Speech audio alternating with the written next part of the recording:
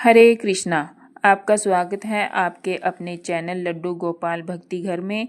आज हम कथा सुनाएंगे उत्पन्ना एकादशी की और इसका नाम कैसे पड़ा। तो आइए सुनते हैं उत्पन्ना एकादशी व्रत की कथा। एक बार भगवान श्री कृष्ण जी से अर्जुन ने पूछा, हे माधव, हे मधुसूदन, इस एकादशी व्रत के करने का क्या महत्वमय है और इस व्रत के करने से कौन कौन से पुण्य प्राप्त होते हैं, उसके करने की क्या विधि है, सो आप मुझे कृपा कर समझा कर कहिए। अर्जुन के इस प्रकार पूछने पर भगवान श्री कृष्ण चंद्र जी ने कहा, हे अर्जुन, इस व्रत को हेमंत के मार्गशीर्ष माह में कृष्ण पक्ष की एकादशी से प्रारंभ करना चाहिए। दशमी के दिन सूर्यास्त के पश्चात से भोजन नहीं करना चाहिए और उसी समय दातुन कुरला कर लेना चाहिए। इस प्रकार व्रत करने वाले मनुष्य को मुख शुद्धि कर लेनी चाहिए।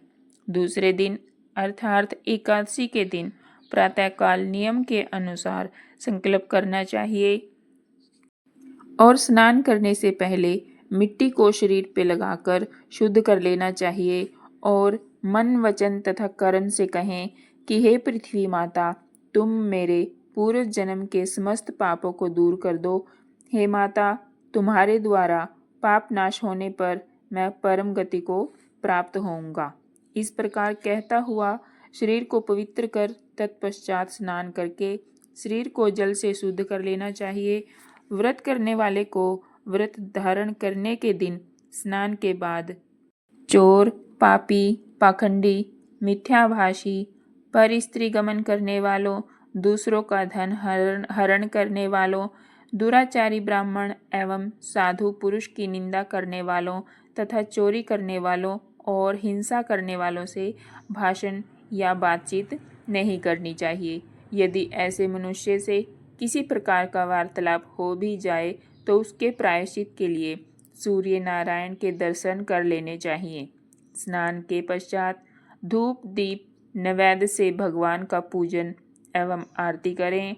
रात्रि में दीपदान कर और समस्त रात्रि जागरण कर कीर्तन में व्यतीत करनी चाहिए। इस दिन खाट पर सोना स्त्री प्रसंग वर्जित है। यह सब कर्म श्रद्धा और भक्ति सहित करना चाहिए। व्रत के दिन ब्राह्मणों को श्रद्धा पूर्वक दक्षिणा दें, क्षमा याचना करें। व्रत करने वालों को कृष्ण पक्ष और शुक्ल पक्ष की दोनों एकादशियों में कोई अंतर नहीं समझना चाहिए। इस प्रकार जो व्रत करता है उसका फल सुनिए। तो ये थी व्रत करने की विधि और इस व्रत करने का क्या फल है, अब सुनिए। मनुष्य को शंखों द्वार तीर्थों में स्नान एवं दर्शन करने से जो फल मिलता है वह फल इस व्रत के करने वाले को प्राप्त होता है, जो व्रत फल के 16वें भाग के बराबर भी नहीं होता। अर्थात शंखों द्वार तीर्थ के दर्शन व स्नान के फल से 16 गुने से अधिक इस एकादशी व्रत के करने से प्राप्त होता है।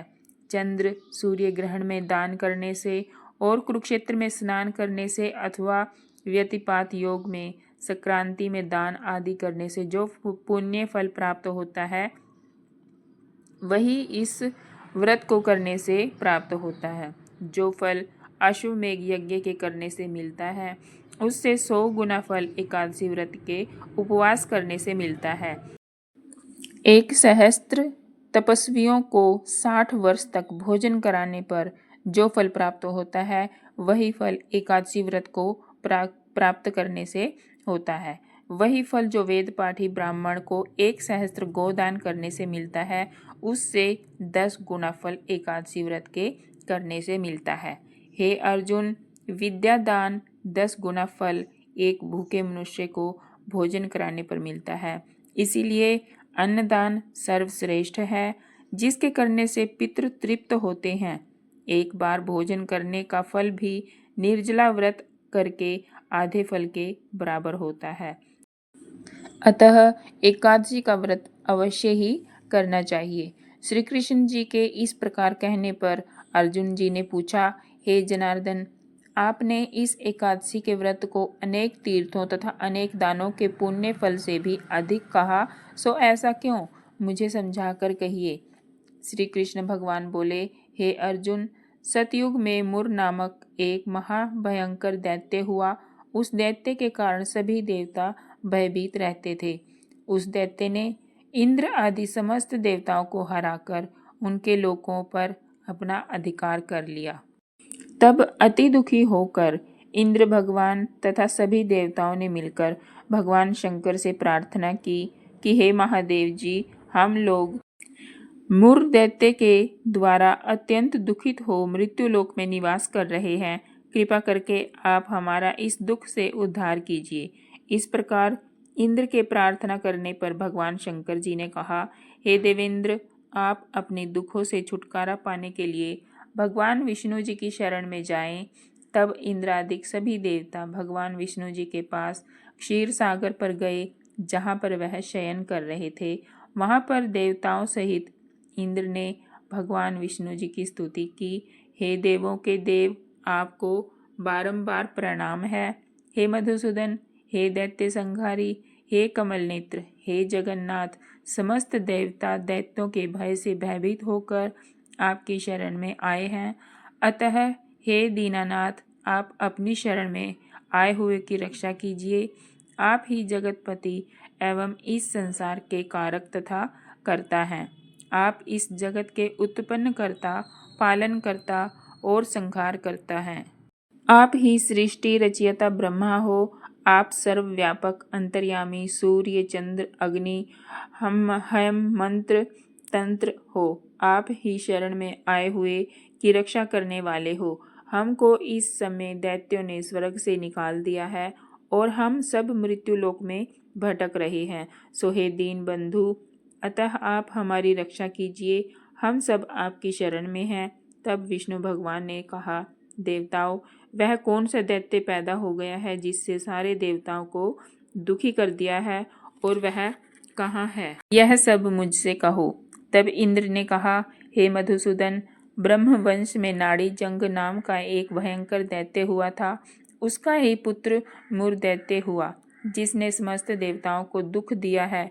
वह चंद्रावती नगर में रहता है, जिसने अपने पराक्रम तथा बाहुबल से समस्त विश्व को जीतकर स्वयं ही लोकपाल बन गया है। उसने ही देवताओं को जीतकर स्वर्ग पर अपना अधिकार कर लिया है। तथा हे करुणा सिंधु, आप उस बलशाली दैत्य को मारकर देवताओं की रक्षा कीजिए। देवताओं की प्रार्थना सुनकर भगवान विष्णु ने कहा, हे देवताओं, आप सब चंद्रावती नगर में जाकर उस दैत्य से युद्ध करो। मैं भी शीघ्र वहां आता हूँ। विष्णु जी की आज्ञा मानकर सभी देवता चंद्रावती नगर में आकर मुर दैत्य से युद्ध करने लगे। उसी समय भगवान विष्णु भी देवताओं की सहायता करने वहां जा पहुँचे। तब भगवान विष्णु के यहाँ पहुँचते ही अनेकों दैत्य अनेक प्रकार के अस्त्र शस्त्र धारण कर भगवान विष्णु से युद्ध करने लगे। भगवान विष्णु भी अपने गदा चक्र से राक्षसों के अस्त्र शस्त्रों को काट कर गिराने लगे और अनेक दैत्यों को सदैव के लिए मृत्युलोक पहुंचाने लगे। किंतु दैत्यराज मुर निर्भीकता से विष्णु जी के साथ घोर युद्ध कर रहा था। भगवान विष्णु द्वारा छोड़े गए सभी अस्त्र शस्त्र मुर दैत्य के तेज से नष्ट हो जा रहे थे। तब दोनों में परस्पर मल्ल युद्ध होने लगा। इस प्रकार भगवान विष्णु उस मुर दैत्य से 1000 वर्ष तक युद्ध करते रहे, किंतु विजय प्राप्त ना कर सके। तब अंत में भगवान विष्णु शांत हो हेमावती गुफा में बद्रिका आश्रम में चले गए। भगवान विष्णु उस गुफा में शयन कर रहे थे। तभी मुर दैत्य उन्हें मारने के लिए वहां जा पहुंचा। वहां पर विष्णु जी को सोया हुआ देखकर दैत्य ने सोचा, आज अपने शत्रु को मारकर हमेशा के लिए निष्कंटक हो जाऊंगा। हे अर्जुन, जैसे ही मुर दैत्य को मारने को हुआ तो मेरी देह से एक कन्या उत्पन्न हुई। वह कन्या दैत्य से युद्ध करने लगी। वह दैत्य भी कन्या से युद्ध करता रहा। उसी बीच कन्या ने युद्ध करते करते दैत्य के रथ को तोड़ डाला। तब तो वह दैत्य क्रोधित होकर उस कन्या के साथ मल्ल युद्ध करने लगा। उसी समय उस कन्या ने दैत्य को धक्का मारकर पृथ्वी पर गिरा दिया, जिसके कारण दैत्य मूर्छित हो गया। जब उसकी मूर्छा हटी तो कन्या ने उसका सिर काट डाला। मूर दैत्य के मरते ही बाकी सब दैत्य पाताल को भाग आए। जब भगवान विष्णु निद्रा से उठे तो दैत्य को मरा हुआ देख आश्चर्य से सोचने लगे कि इस दैत्य को किसने मारा है। तब उस कन्या ने हाथ जोड़कर कहा, हे भगवान, यह दैत्य आपको मारना चाहता था, इसलिए मैंने आपकी देह से उत्पन्न होकर इस दैत्य का वध किया है। इतनी बात सुनते ही भगवान विष्णु ने कन्या से मनवांछित वरदान मांगने के लिए कहा। कन्या ने वरदान मांगते हुए कहा, हे प्रभु, जो कोई मेरा व्रत करे उसके समस्त पापों का नाश हो, उसे स्वर्ग की प्राप्ति हो। मेरे व्रत का आधा फल रात्रि को और उसका आधा फल एक समय भोजन करने वाले को प्राप्त हो। इस व्रत को करने वाला प्राणी धन धान्य से परिपूर्ण हो, अंत में वैकुंठ में वास करे। कृपा सिंधु, आप मुझे यही वरदान दीजिए। कन्या की इतनी बात सुनकर भगवान विष्णु ने कहा, ऐसा ही होगा। हे कन्या, तू आज एकादशी के दिन उत्पन्न हुई है, इसीलिए आज से तेरा नाम उत्पन्ना एकादशी कहा जाएगा। जो मनुष्य तेरे इस व्रत को करेंगे वे निश्चय ही पाप से मुक्त हो मेरे धाम को प्राप्त करेंगे। आज से तू मुझे तीज, आठें, नौमी तथा चौदस से भी अधिक प्रिय रहेगी और सब तीर्थों से अधिक तेरे व्रत का फल होगा। इस प्रकार वरदान देकर भगवान अंतर्ध्यान हो गए। तब वह कन्या भी वरदान पाकर अत्यंत प्रसन्न हुई। हे अर्जुन, इसी कारण इस उत्पन्ना एकादशी के व्रत का फल सभी तीर्थों के फल से श्रेष्ठ कहा गया है। इस व्रत के करने से शत्रुओं का नाश होता है और सिद्धि की प्राप्ति होती है। अंत में मोक्ष को प्राप्त हो विष्णु लोक को जाता है। इस व्रत के करने वाले को दोनों पक्षों की एकादशी में भेद नहीं समझना चाहिए। जो विष्णु भगवान के भक्त हैं वे धन्य हैं। मंगशीर्ष कृष्ण पक्ष की उत्पन्ना एकादशी का व्रत करने वाले मनुष्य को अश्वमेघ यज्ञ का फल प्राप्त होता है और वह इस कथा महत्मय को सुनकर विष्णु लोक में वास कर सुख को प्राप्त होता है। इस व्रत के 1/4 भाग महात्म्य के श्रवण करने वाले को भी ब्रह्म हत्या के पाप से छुटकारा मिलता है। तो यह था उत्पन्ना एकादशी व्रत का महात्म्य और कथा और पूजन विधि। तो यह कथा आपको कैसी लगी कमेंट सेशन में ज़रूर बताएं। वीडियो को लाइक शेयर ज़रूर करें। हरे कृष्णा।